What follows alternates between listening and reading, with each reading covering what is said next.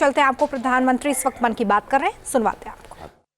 मन की बात यानी देश के युवा सपनों, देश के नागरिकों की आकांक्षाओं की बात। मैं पूरे महीने मन की बात का इंतजार करता रहता हूं ताकि आपसे सीधा संवाद कर सकूं। कितने ही सारे संदेश, कितने ही मैसेजेस। मेरा पूरा प्रयास रहता है कि ज्यादा से ज्यादा संदेश को पढूं, आपके सुझावों पर मंथन करूं। साथियों, आज बड़ा ही खास दिन है। आज एनसीसी दिवस है। एनसीसी का नाम सामने आते ही हमें स्कूल कॉलेज के दिन याद आ जाते हैं। मैं स्वयं भी एनसीसी कैडेट रहा हूं, इसलिए पूरे विश्वास के साथ कह सकता हूं कि इससे मिला अनुभव मेरे लिए अनमोल है। एनसीसी युवाओं में अनुशासन, नेतृत्व और सेवा की भावना पैदा करती है। आपने अपने आसपास देखा होगा, जब भी कहीं कोई आपदा होती है, चाहे बाढ़ की स्थिति हो, कहीं भूकंप आया हो, कोई हादसा हुआ हो, वहां मदद करने के लिए एनसीसी के कैडेट्स जरूर मौजूद हो जाते हैं। आज देश में एनसीसी को मजबूत करने के लिए लगातार काम हो रहा है। 2014 में करीब 14 लाख युवा एनसीसी से जुड़े थे। अब 2024 में 20 लाख से ज्यादा युवा एनसीसी से जुड़े हैं। पहले के मुकाबले 5,000 और नए स्कूल कॉलेजों में अब एनसीसी की सुविधा हो गई है। और सबसे बड़ी बात, पहले एनसीसी में गर्ल्स कैडेट्स की संख्या करीब 25% के आसपास ही होती थी। अब एनसीसी में गर्ल्स कैडेट्स की संख्या करीब करीब 40% हो गई है। बॉर्डर किनारे रहने वाले युवाओं को ज्यादा से ज्यादा एनसीसी से जोड़ने का अभियान भी लगातार जारी है। मैं युवाओं से आग्रह करूंगा कि ज्यादा से ज्यादा संख्या में एनसीसी से जुड़े। आप देखिएगा, आप किसी भी कैरियर में जाए, एनसीसी से आपके व्यक्तित्व निर्माण में बड़ी मदद मिलेगी। साथियों, विकसित भारत के निर्माण में युवाओं का रोल बहुत बड़ा है। युवा मन जब एकजुट होकर देश की आगे की यात्रा के लिए मंथन करते हैं, चिंतन करते हैं, तो निश्चित रूप से इसके ठोस रास्ते निकलते हैं। आप जानते हैं, 12 जनवरी को स्वामी विवेकानंद जी की जयंती पर देश युवा दिवस मनाता है। अगले साल स्वामी विवेकानंद जी की 162वीं जयंती है। इस बार इसे बहुत खास तरीके से मनाया जाएगा। इस अवसर पर 11-12 जनवरी को दिल्ली के भारत मंडपम में युवा विचारों का महाकुंभ होने जा रहा है। और इस पहल का नाम है Viksit Bharat young leaders dialogue. Bharat भर से करोड़ों युवा इसमें भाग लेंगे। गांव, ब्लॉक, जिले, राज्य और वहां से निकलकर के चुने हुए ऐसे 2000 युवा भारत मंडपम में विकसित भारत यंग लीडर्स डायलॉग के लिए जुटेंगे। आपको याद होगा, मैंने लाल किले की प्राचीर से ऐसे युवाओं से राजनीति में आने का आह्वान किया है जिनके परिवार का कोई भी व्यक्ति और पूरे परिवार का पॉलिटिकल बैकग्राउंड नहीं है।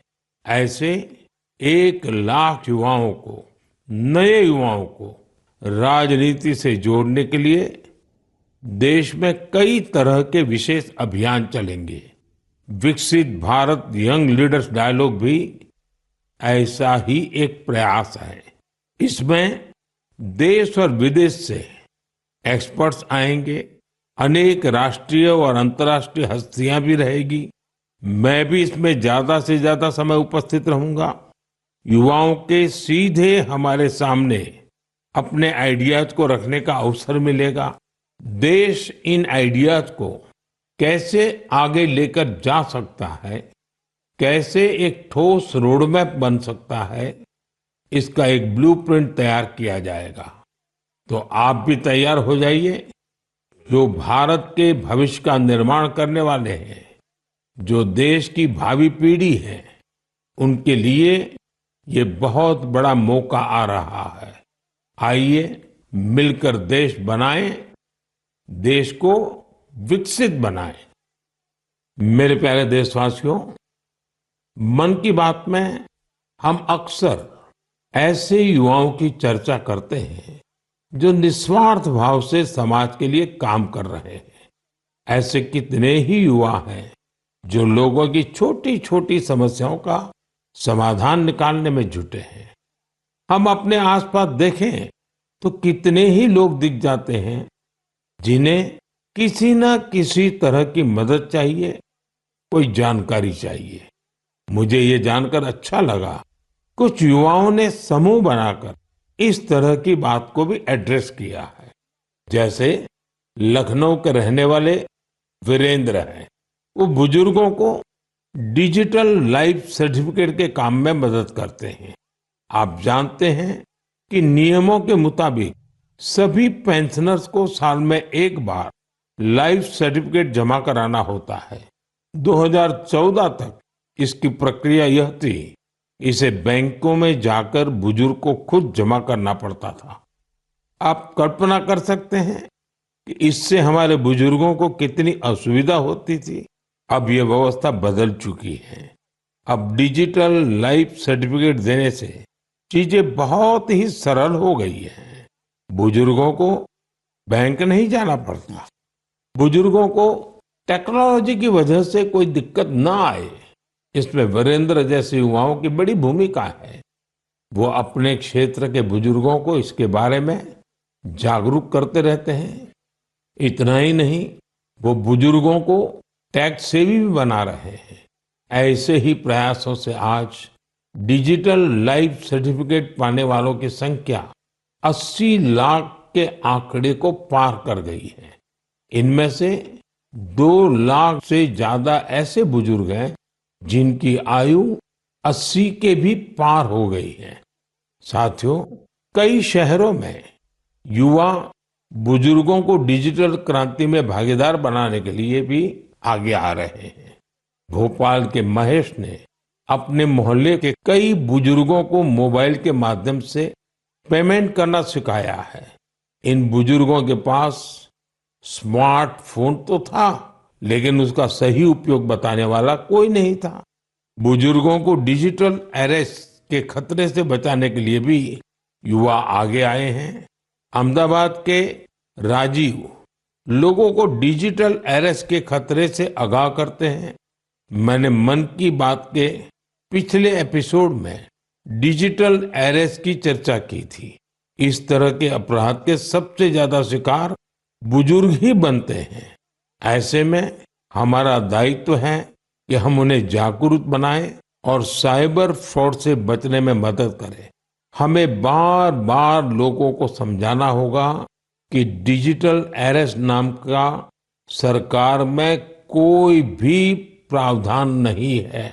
ये सरासर झूठ, लोगों को फंसाने का एक षड्यंत्र है। मुझे खुशी है कि हमारे युवा साथी इस काम में पूरी संवेदनशीलता से हिस्सा ले रहे हैं और दूसरों को भी प्रेरित कर रहे हैं। मेरे प्यारे देशवासियों, आजकल बच्चों की पढ़ाई को लेकर कई तरह के प्रयोग हो रहे हैं। कोशिश यही है कि हमारे बच्चों में क्रिएटिविटी और बढ़े, किताबों के लिए उनमें प्रेम और बढ़े।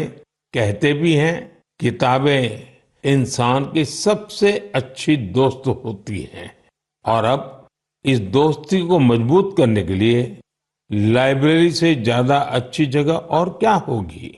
मैं चेन्नई का एक उदाहरण आपसे शेयर करना चाहता हूं। यहाँ बच्चों के लिए एक ऐसी लाइब्रेरी तैयार की गई है जो क्रिएटिविटी और लर्निंग का हब बन चुकी है। इसे प्रकृत अरिवगम के नाम से जाना जाता है। इस लाइब्रेरी का आइडिया टेक्नोलॉजी की दुनिया से जुड़े श्रीराम गोपालन जी की देन है। विदेश में अपने काम के दौरान वे लेटेस्ट टेक्नोलॉजी की दुनिया से जुड़े रहे, लेकिन वो बच्चों में पढ़ने और सीखने की आदत विकसित करने के बारे में भी सोचते रहे। भारत लौटकर उन्होंने प्रकृत अरिवगम को तैयार किया।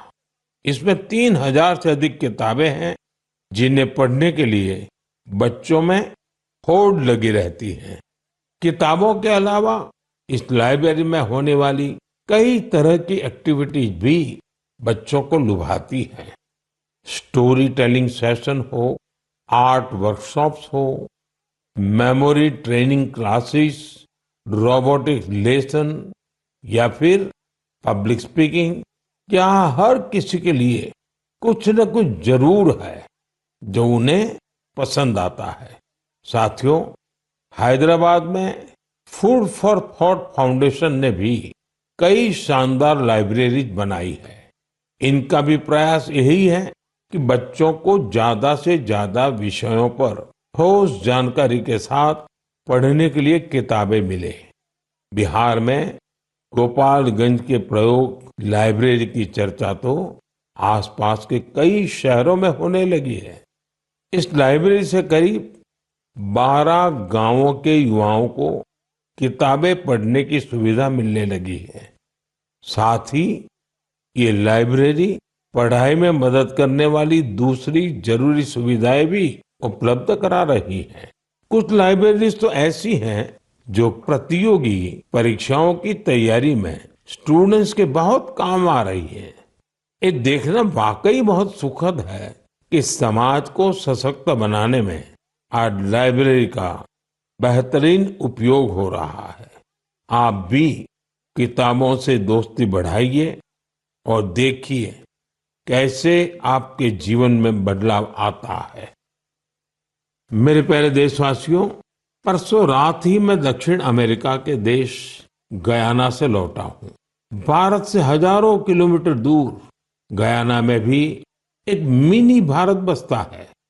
आज से लगभग 180 वर्ष पहले गयाना में भारत के लोगों को खेतों में मजदूरी के लिए, दूसरे कामों के लिए ले जाया गया था।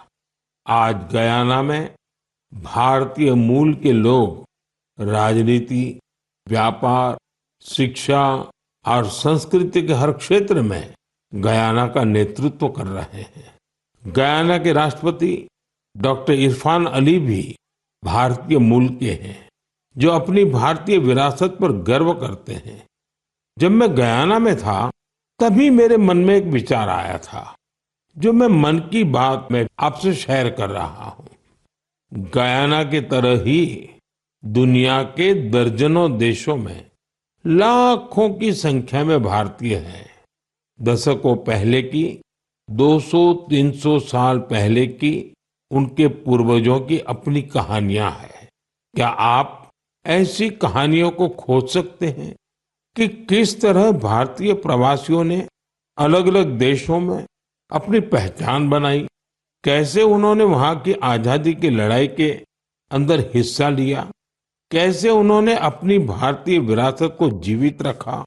मैं चाहता हूं कि आप ऐसी सच्ची कहानियों को खोजें और मेरे साथ शेयर करें। आप इन कहानियों को नमो ऐप पर या माय गॉव पर #इंडियन डायस्पोरा स्टोरीज के साथ भी शेयर कर सकते हैं। साथियों, आपको ओमान में चल रहा एक एक्स्ट्रा ऑर्डिनरी प्रोजेक्ट भी बहुत दिलचस्प लगेगा। अनेकों भारतीय परिवार कई शताब्दियों से ओमान में रह रहे हैं। इनमें से ज्यादातर गुजरात के कच्छ से जाकर बसे हैं। इन लोगों ने व्यापार के महत्वपूर्ण लिंक तैयार किए थे। आज भी उनके पास ओमानी नागरिकता है, लेकिन भारतीयता उनकी रग रग में बसी है। ओमान में भारतीय दूतावास और नेशनल आर्काइव्स ऑफ इंडिया के सहयोग से एक टीम ने इन परिवारों की हिस्ट्री को प्रिजर्व करने का काम शुरू किया है। इस अभियान के तहत अब तक हजारों डॉक्यूमेंट्स जुटाए जा चुके हैं। इनमें diary, account book, ledgers, letters और टेलीग्राम शामिल है। इनमें से कुछ दस्तावेज तो सन 1838 के भी हैं। ये दस्तावेज भावनाओं से भरे हुए हैं। बरसों पहले जब वो ओमान पहुंचे तो उन्होंने किस प्रकार का जीवन जिया, किस तरह के सुख दुख का सामना किया और ओमान के लोगों के साथ उनके संबंध कैसे आगे बढ़े, ये सब कुछ इन दस्तावेजों का हिस्सा है। ओरल हिस्ट्री प्रोजेक्ट ये भी इस मिशन का एक महत्वपूर्ण आधार है। इस मिशन में वहां के वरिष्ठ लोगों ने अपने अनुभव साझा किए हैं। लोगों ने वहां अपने रहन सहन से जुड़ी बातों को विस्तार से बताया है। साथियों, ऐसा ही एक ओरल हिस्ट्री प्रोजेक्ट भारत में भी हो रहा है। इस प्रोजेक्ट के तहत इतिहास प्रेमी देश के विभाजन के कालखंड में पीड़ितों के अनुभवों का संग्रह कर रहे हैं। अब देश में ऐसे लोगों की संख्या कम ही बची है जिन्होंने विभाजन की विभीषिका को देखा है। ऐसे में यह प्रयास और ज्यादा महत्वपूर्ण हो गया है। साथियों, जो देश, जो स्थान अपने इतिहास को संजो कर रखता है, उसका भविष्य भी सुरक्षित रहता है। इसी सोच के साथ एक प्रयास हुआ है जिसमें गांवों के इतिहास को संजोने वाली एक डायरेक्टरी बनी है। समुद्री यात्रा के भारत के पुरातन सामर्थ्य से जुड़े साक्ष्यों को सहेजने का भी अभियान देश में चल रहा है। इस कड़ी में लोथल में एक बहुत बड़ा म्यूजियम भी बनाया जा रहा है। इसके अलावा आपके संज्ञान में कोई मैन्युस्क्रिप्ट हो, कोई ऐतिहासिक दस्तावेज हो, कोई हस्तलिखित प्रत हो, तो उसे भी आप नेशनल आर्काइव्स ऑफ इंडिया की मदद से सहेज सकते हैं। साथियों, मुझे स्लोवाकिया में हो रहे ऐसे ही एक और प्रयास के बारे में पता चला है जो हमारी संस्कृति को संरक्षित करने और उसे आगे बढ़ाने से जुड़ा है। यहाँ पहली बार स्लोवाक लैंग्वेज में हमारे उपनिषदों का अनुवाद किया गया है। इन प्रयासों से भारतीय संस्कृति के वैश्विक प्रभाव का भी पता चलता है। हम सभी के लिए ये गर्व की बात है कि दुनिया भर में ऐसे करोड़ों लोग हैं जिनके हृदय में भारत बसता है। मेरे प्यारे देशवासियों, अब मैं आपसे देश की एक ऐसी उपलब्धि साझा करना चाहता हूं जिसे सुनकर आपको खुशी भी होगी और गौरव भी होगा, और अगर आपने नहीं किया है तो शायद पछतावा भी होगा। कुछ महीने पहले हमने एक पेड़ मां के नाम अभियान शुरू किया था। इस अभियान में देश भर के लोगों ने बहुत उत्साह से हिस्सा लिया। मुझे ये बताते हुए बहुत खुशी हो रही है कि इस अभियान ने 100 करोड़ पेड़ लगाने का अहम पड़ाव पार कर लिया है। 100 करोड़ पेड़, वो भी सिर्फ 5 महीनों में। ये हमारे देशवासियों के अथक प्रयासों से ही संभव हुआ है। इससे जुड़ी एक और बात जानकर आपको गर्व होगा। एक पेड़ मां के नाम अभियान अब दुनिया के दूसरे देशों में भी फैल रहा है। जब मैं गयाना में था तो वहां भी इस अभियान का साक्षी बना। वहां मेरे साथ गयाना के राष्ट्रपति डॉक्टर इरफान अली, उनकी पत्नी की माताजी और परिवार के बाकी सदस्य एक पेड़ मां के नाम अभियान में शामिल हुए। साथियों, देश के अलग अलग हिस्सों में ये अभियान लगातार चल रहा है। मध्य प्रदेश के इंदौर में एक पेड़ मां के नाम अभियान के तहत पेड़ लगाने का रिकॉर्ड बना है। यहाँ 24 घंटे में 12 लाख से ज्यादा पेड़ लगाए गए। इस अभियान की वजह से इंदौर की रेवती हिल्स के बंजर इलाके अब ग्रीन जोन में बदल जाएंगे। राजस्थान के जैसलमेर में इस अभियान के द्वारा एक अनोखा रिकॉर्ड बना। यहाँ महिलाओं की एक टीम ने 1 घंटे में 25,000 पेड़ लगाए। माताओं ने माँ के नाम पेड़ लगाया और दूसरों को भी प्रेरित किया। यहाँ एक ही जगह पर 5,000 से ज्यादा लोगों ने मिलकर पेड़ लगाए। ये भी अपने आप में एक रिकॉर्ड है। एक पेड़ माँ के नाम अभियान के तहत कई सामाजिक संस्थाएं स्थानीय जरूरतों के हिसाब से पेड़ लगा रही है। उनका प्रयास है कि जहां पेड़ लगाए जाएं, वहां पर्यावरण के अनुकूल पूरा इकोसिस्टम डेवलप हो। इसलिए ये संस्थाएं कई औषधीय पौधे लगा रही हैं, तो कहीं चिड़ियों का बसेरा बनाने के लिए पेड़ लगा रही है। बिहार में जीविका सेल्फ हेल्प ग्रुप की महिलाओं ने 75 लाख पेड़ लगाने का अभियान चला रही है। इन महिलाओं का फोकस फल वाले पेड़ों पर है, जिससे आने वाले समय में आय भी की जा सके। साथियों, इस अभियान से जुड़कर कोई भी व्यक्ति अपनी माँ के नाम पर पेड़ लगा सकता है। न्यूज नेशन अब व्हाट्सएप पर खबरों के ताजा अपडेट के लिए न्यूज नेशन के इस क्यूआर कोड को स्कैन करें